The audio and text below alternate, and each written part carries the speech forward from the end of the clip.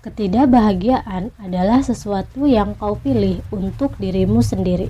Pemuda, tidak mungkin. Itu tidak masuk akal. Filsuf, kenapa begitu? Pemuda, kenapa beberapa orang dilahirkan dalam kondisi makmur dengan orang tua yang baik, dan yang lain terlahir miskin dengan orang tua yang buruk? Tapi begitulah dunia, dan aku tidak benar-benar ingin masuk ke topik semacam ini. Tapi ada banyak hal yang tidak adil di dunia, dan kesenjangan yang dalam antara kebangsaan dan etnis tetap ada. Wajar saja kalau kita berfokus pada pemikiran dengan apa kita dilahirkan.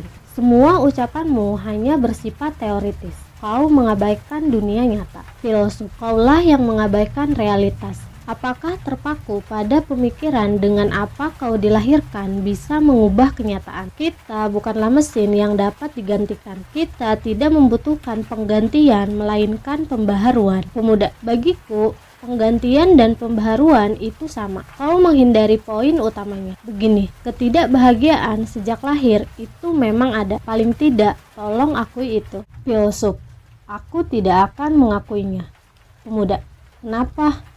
Filsuf, salah satu alasannya, saat ini kau tidak bisa merasakan kebahagiaan sejati. Kau mendapati hidup ini sulit. Bahkan berharap bisa terlahir kembali sebagai orang yang berbeda. Tapi kau sekarang tidak bahagia karena kau sendirilah yang memilih untuk menjadi tidak bahagia. Bukan karena kau dilahirkan di bawah bintang kesialan. Pemuda, aku memilih untuk tidak bahagia. Bagaimana aku bisa menerimanya? Filsuf, tidak ada orang yang luar biasa tentang hal ini. Pernyataan ini sudah diulang-ulang sejak era Yunani klasik. Pernahkah engkau mendengar pepatah, tidak ada yang menginginkan kejahatan? Ini dalil yang umum dikenal sebagai paradoks Sokrates. Pemuda, kita tidak kekurangan orang yang menginginkan kejahatan, bukan? Tentu saja, ada banyak pencuri dan pembunuh. Dan jangan lupa, semua politikus dan pejabat dengan berbagai transaksi busuk mereka, mungkin lebih sulit menemukan orang yang benar-benar baik dan lurus yang tidak mengharapkan kejahatan. Filsuf, tak perlu diragukan lagi. Ada banyak perilaku jahat, tapi tak seorang pun, bahkan penjahat paling kejam sekalipun, yang terlibat dalam kejahatan semata-mata karena ingin terlibat dalam tindakan-tindakan jahat.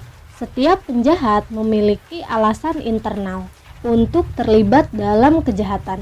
Perselisihan karena uang bisa membuat seseorang terlibat dalam pembunuhan. Misalnya, bagi pelaku ini sesuatu yang dapat dibenarkan dan yang dapat dinyatakan kembali sebagai pencapaian yang baik. Tentu saja bukan baik dalam arti moral, tapi baik dalam arti menguntungkan bagi dirinya. Pemuda, menguntungkan bagi dirinya. Filsuf, kata Yunani untuk baik, agaton, tidak memiliki arti moral. Kata tersebut hanya berarti menguntungkan. Sebaliknya, kata jahat, takon, berarti tidak menguntungkan. Dunia kita penuh dengan ketidakadilan dan kejahatan dalam segala bentuknya. Namun tidak ada yang menginginkan kejahatan dalam artian sejatinya, yakni sesuatu yang tidak menguntungkan. Pemuda, apa hubungannya denganku? Filsuf, di tahap tertentu kehidupanmu, kau memilih untuk menjadi tidak bahagia. Ini bukan karena kau dilahirkan dalam keadaan yang tidak membahagiakan atau berakhir dalam situasi yang tidak membahagiakan. Hanya saja engkau menilai bahwa menjadi tidak bahagia itu baik untukmu. Pemuda, kenapa? Untuk apa? Filsuf, bagaimana kau membenarkannya? Mengapa kau memilih untuk tidak bahagia? Aku sama sekali tidak tahu jawaban khusus atau detailnya. Barangkali jawaban yang akan menjadi lebih jelas saat kita beradu pendapat tentang hal ini. Pemuda, kau benar sedang mencoba membodohiku.